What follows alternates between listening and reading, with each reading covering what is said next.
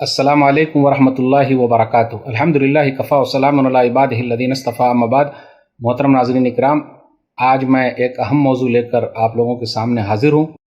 اس کا عنوان ہے ارطغرل غازی ڈرامہ دیکھنا کیسا ہے۔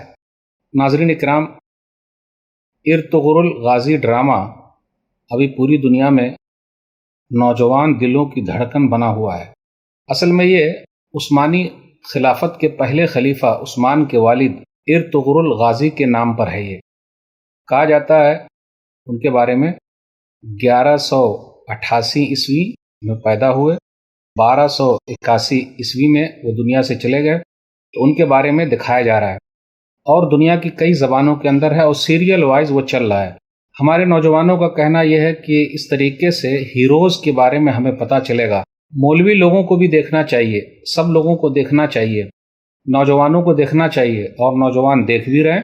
ہمارے نوجوانوں کو پتہ ہونا چاہیے کہ خلافت عثمانیہ سے پہلے بھی کئی خلافتیں گزر چکی ہے۔ کیا ہمارے نوجوان خلافت راشدہ کے بارے میں جانتے ہیں؟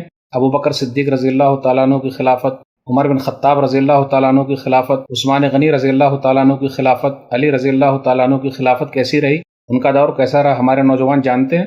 اس سے پہلے نبی صلی اللہ علیہ وسلم کا زمانہ کیسا رہا، نبی صلی اللہ علیہ وسلم کے غزوات کیسے تھے، ہمارے نوجوان جانتے ہیں؟ اس سے پہلے کیا ہمارے نوجوان قرآن کے بارے میں جانتے ہیں، اس کا ترجمہ معلوم ہے؟ حدیث کے بارے میں جانتے ہیں، ترجمہ معلوم ہے؟ کیا سیرت کے بارے میں جانتے ہیں، ترجمہ معلوم ہے؟ صحابہ کرام کے بارے میں معلوم ہے؟ کیا خالد بن ولید کے بارے میں معلوم ہے رضی اللہ تعالیٰ عنہ کہ وہ سیف اللہ، اللہ کی تلوار ہیں؟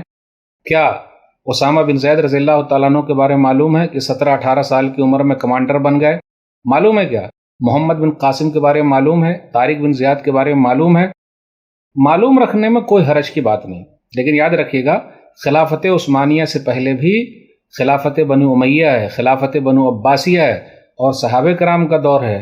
اگر وہ لوگ محنت نہ کیے ہوتے تو یہ اسلام ہم تک نہیں پہنچتا۔ اس لیے سب کے بارے میں جانکاری رکھیے۔ اس سیریل کے ذریعے جو یہ دکھایا جا رہا ہے کہ ارطغرل غازی جو ہیں کبھی پھنستے ہیں تو ابن عربی کو یاد کرتے ہیں۔ میں نوجوانوں سے اپیل کرتا ہوں کہ ہم اور آپ جب پھنسے تو کس کو یاد کریں؟ اللہ کو یاد کریں۔ یونس علیہ الصلوۃ والسلام جب مچھلی کے پیٹ میں تھے تو کس کو یاد کیا تھا؟ اللہ کو یاد کیا تھا۔ وہ دعا کون سی ہے؟ سورہ انبیاء سورہ نمبر 21 آیت نمبر 87 لا الہ الا انت سبحانک انی کنت من الظالمین۔ تمام نبیوں نے کس کو یاد کیا ہے؟ اللہ تعالیٰ کو یاد کیا ہے۔ تو پھنسنے میں اللہ کو یاد کرنا ہے یا غیر اللہ کو یاد کرنا ہے، کسی اور کو یاد کرنا ہے؟ تو اس ارطغرل فلم کے ذریعے، سیریل کے ذریعے عقیدے پر چوٹ ہے۔ اللہ کے واسطے اپنے عقیدے کو عقیدہ توحید والا بنائیے، اللہ کے واسطے اپنے عقیدے کو مضبوط کر لیجئے۔ توحید والا عقیدہ رہے گا تبھی فائدہ ہے، ورنہ نقصان ہی نقصان ہے۔ اب سوال ایک اور ہے کہ ارطغرل غازی میں جن لوگوں نے کردار ادا کیا ہے ان کی زندگی کیسی ہے؟ کیا وہ لوگ نماز کے پابند ہیں، قرآن کے پابند ہیں؟ تو ایک ہے غور کرنے کی بات ہے کہ ہم اور آپ جو ریل میں دیکھتے ہیں وہی ریل میں لانا چاہتے ہیں۔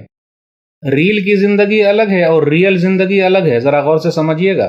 اسی طریقے سے اس فلم کے اندر، اس ڈرامے کے اندر عورتوں کو بھی لایا گیا ہے، دکھایا گیا ہے، اختلاط مرد و زن ہے، پیار محبت کی باتیں ہیں، بانسری بھی ہے، میوزک بھی ہے۔ اور آپ کو معلوم ہے کہ نبی صلی اللہ علیہ وسلم میوزک سے کتنا دور رہتے تھے، تو کیا کوئی نوجوان اس طرف چلا جائے گا جو نبی صلی اللہ علیہ وسلم کے خلاف ہو؟ نہیں جا سکتا ہے۔ تو اس کے ذریعے میوزک کو بھی بڑھاوا دیا جا رہا ہے۔ حدیث کے اندر آیا سنن ابی داؤد کتاب الادب حدیث نمبر 4924، نافع بیان کرتے ہیں کہ عبداللہ بن عمر رضی اللہ تعالیٰ عنہ نے بانسری کی آواز سنی تو اپنے دونوں ہاتھ دونوں کانوں پر رکھ لیے اور دور چلے گئے راستے سے۔ پھر نافع سے کہا هل تسمع شیئا، کچھ سن رہے ہو؟ تو انہوں نے کہا کہ نہیں۔ تو اس کے بعد اپنے ہاتھ کانوں سے اٹھا لیے اور کہا کنت مع النبی صلی اللہ علیہ وسلم فصنع مثل هذا، کہ میں نبی صلی اللہ علیہ وسلم کے ساتھ تھا تو نبی صلی اللہ علیہ وسلم نے جب ایسی بات سنی تو نبی صلی اللہ علیہ وسلم نے ایسا ہی کیا ہے۔